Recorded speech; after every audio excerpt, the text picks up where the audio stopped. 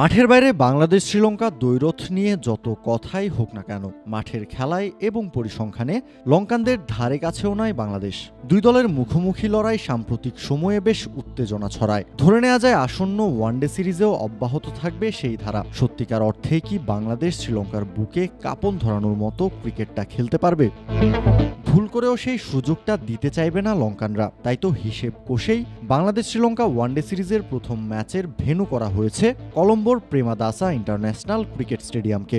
কারণটা এই মাঠে বাংলাদেশের অতীত পারফরমেন্স। বরাবরের মতোই এই মাঠে শ্রীলঙ্কার বিপক্ষে খেলতে নেমে নাকানি চুবানি খেয়েছে বাংলাদেশ। ওয়ানডে পরিসংখ্যানটা সবচেয়ে বেশি হতাশাজনক। প্রেমাদাসায় 11টা ওয়ানডে খেলেছে বাংলাদেশ শ্রীলঙ্কা, যার একটাতেও জয়ের দেখা পায়নি বাংলাদেশ। ওয়ানডেতে সব মিলিয়ে 57 দেখায় 43 বারই জয় পেয়েছে লঙ্কানরা। বিপরীতে মাত্র 12টা জয় আছে বাংলাদেশের ঝুলিতে।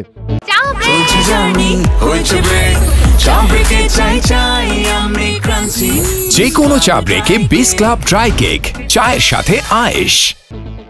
অবশ্য শ্রীলঙ্কার মাটিতে মাত্র দুবারই জয়ের দেখা পেয়েছে টাইগাররা। প্রথম জয়টা এসেছিল 2013 সালে পাল্লেকেলেতে, সেটাও ডিএলএস মেথডে। তারও 4 বছর পর 2017 সালের ডাম্বুলায় সবশেষ শ্রীলঙ্কার মাটিতে ওয়ানডে জিতেছে বাংলাদেশ। এরপর থেকে 2025 সাল পর্যন্ত লঙ্কার মাটিতে আরও 7টা ওয়ানডে খেলেও জয়ের দেখা পায়নি টাইগাররা।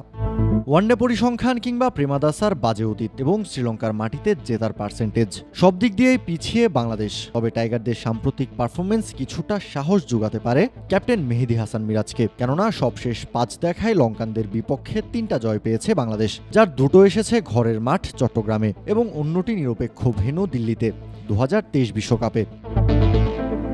বাংলাদেশের এই দলটা বেশ তরুণ, জেতার মতো সামর্থ্য আছে ক্রিকেটারদের। এবার পালা পারফেক্ট প্ল্যানিং এবং এক্সিকিউশন। ওয়ানডের নয়া ক্যাপ্টেন মিরাজও নিশ্চয়ই নিজের প্রথম ওয়ানডে সিরিজটা জয় দিয়েই শুরু করতে চাইবেন।